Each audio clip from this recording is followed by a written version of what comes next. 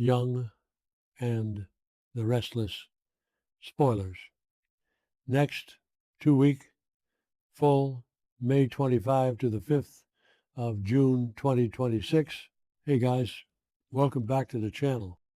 Today is Tuesday, a beautiful day outside, but inside my brain it is just a chaotic mess of Genoa City drama.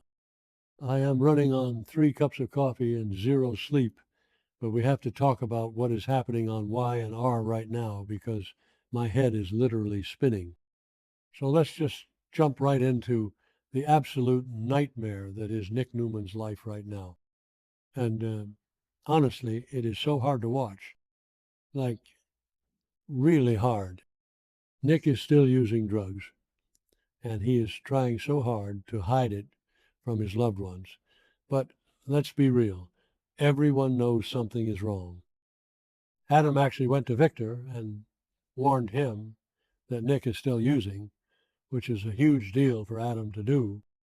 And meanwhile, Victoria had this super disturbing conversation with Nick where she basically cornered him. She forced him to confess that Sienna Bacall is his dealer. But here is the thing. With Matt Clark out there roaming free and faking his stupid amnesia, Nick is using that as an excuse to dodge going to rehab. He is using the Matt situation to avoid inpatient treatment. And you guys, it is all catching up to him. At some point this week, Nick is going to completely collapse, but he is not going to just pop back up like he did before. This isn't a minor stumble. His life is in critical condition. We know from the timeline that Nick gets behind the wheel of his car while completely high on the drugs that Sienna sold him, the drugs that Matt Clark probably tainted or messed with, and he crashes. He crashes his car straight into a cliff in Genoa City. The crash is horrific. He is pulled from the smoking wreckage and rushed to the hospital, and the doctors are saying he might have permanent brain damage. Permanent is bad. It's really, really bad.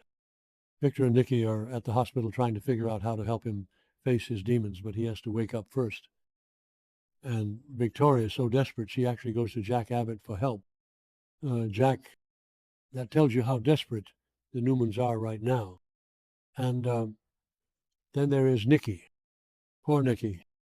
I mean, maybe I'm being too harsh on the writers sometimes, but they just love to torture this woman. Nikki is going to be haunted by nightmares this week. All of this stuff with Nick, watching him hooked up to machines, it's triggering all her trauma. It is bringing back everything that happened with Jordan. You know, the kidnapping, the terror, the constant fear that her family is being hunted.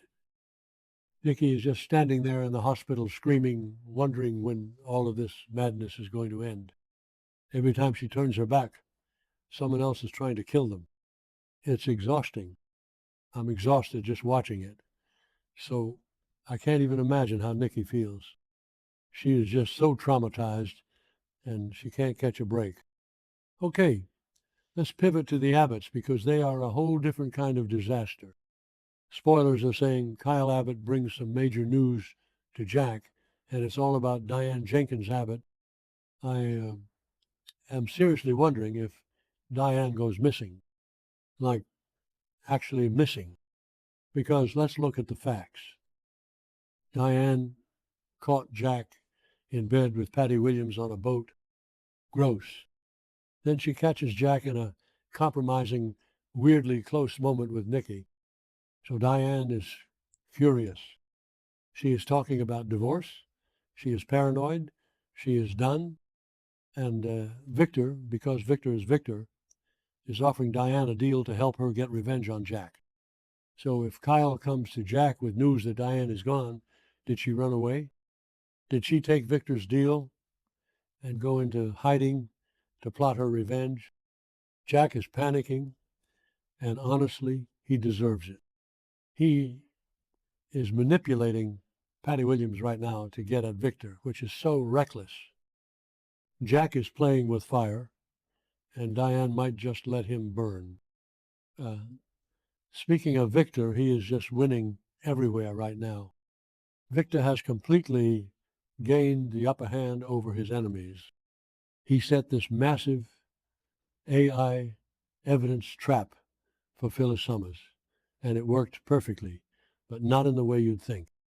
Michael Baldwin proved the emails were fake AI, and Christine Blair got arrested right there in the courtroom. Danny Romolotti had to watch his wife get put in handcuffs. But Victor doesn't care about Christine. He is using this whole chaotic situation to squeeze Phyllis. He offers Phyllis a deal she can't refuse to take over Summers Corporation. Phyllis is spiraling.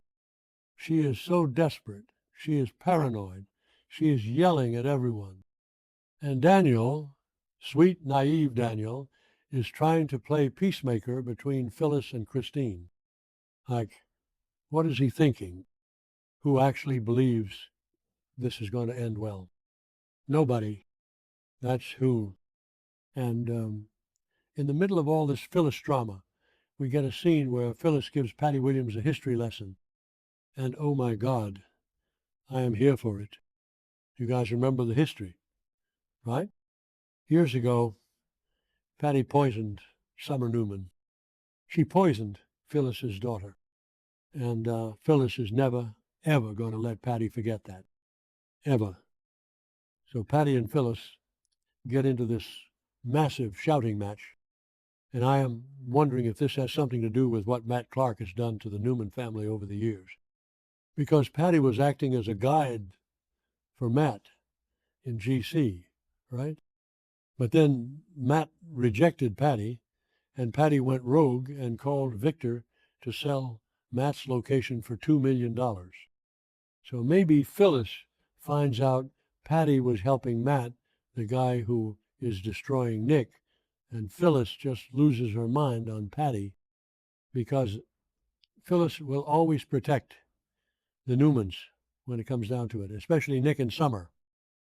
So then we have this really weird, heartbreaking situation with Billy Abbott and Adam Newman. Billy actually goes to Adam and tells him that Sally Spectra is pregnant. He just blurts it out. And this is just, it's so messy because we know what happened. Sally took the test. It was positive. She freaked out. She leaned on Audra Charles for support. But Billy and Jill started questioning the paternity, which is so disgusting of Billy. And Sally got so upset she drove off in a rainstorm and crashed her car and lost the baby. She miscarried. So if Billy is telling Adam that Sally is pregnant, he either doesn't know about the crash yet, or he is just throwing it in Adam's face before the tragedy actually hits. Adam is already drowning in guilt over Nick's overdose and crash, and now Billy is dropping this bomb on him. It's just tragedy after tragedy for Adam and Sally. I really wanted them to be happy, but the writers just won't let them. Let's talk about the Winters family because things are getting really dark over there. There is huge news about Malcolm Winters' health. He has aplastic anemia, and he desperately needs a bone marrow transplant. He went to California to see if Lily's twins, Charlie and Maddie, were matches, but they aren't. Lily is devastated. She is so helpless. But then in walks Kane Ashby. Kane gets tested, and he is a match. He is the only match. So Lily is looking at Kane in a whole new light, right? She is filled with gratitude. But wait, this is Kane we are talking about. He doesn't just do things out of the goodness of his heart. He tells Lily he will save Malcolm, but he wants control of Chancellor Winters in return. He is blackmailing his ex-wife with her uncle's life. It is so sick. It is a ruthless, disgusting move, but honestly, it is so classic Kane. He is using life and death to get his power back. And finally, we have Abby Newman making a promise to Devin Winters. And this has to be about Dominic and Mariah Copeland. So Devin is still furious about Mariah kidnapping Dominic during her mental health crisis. He actually filed a legal petition to keep Mariah away or punish her, and he did it behind Abby's back. Abby was furious. She blasted Devin for making that decision without her. Abby actually thinks Mariah needs to be in a hospital getting help, not sitting in a jail cell. Sharon has been begging Devin to drop it, and Christine even warned them that Devin's actions could send Mariah to prison for a long time. So Abby makes a promise to Devin. Maybe she promises that if he drops the petition, she will make sure Mariah never gets unsupervised access to Dominic again. Or maybe she promises to stand by him if he just shows a little bit of mercy. Devin is being so rigid, but you can tell he is conflicted because he used to love Mariah. So yeah, that is where we are at. Nick is fighting for his life. Nikki is having a mental breakdown. Diane might be missing. Victor is ruling the world. Phyllis is screaming at Patty. Billy is being an idiot. Kane is a literal monster. And Abby is trying to clean up Devin's legal mess. It is just a lot. It is a whole lot. I need to go lie down or maybe get another coffee. Let me know what you guys think in the comments. Do you think Nick is going to wake up the same? Do you think Diane is actually gone? I'll probably be back tomorrow when I have processed all of this. Until then, just wow. Genoa City is wild right now.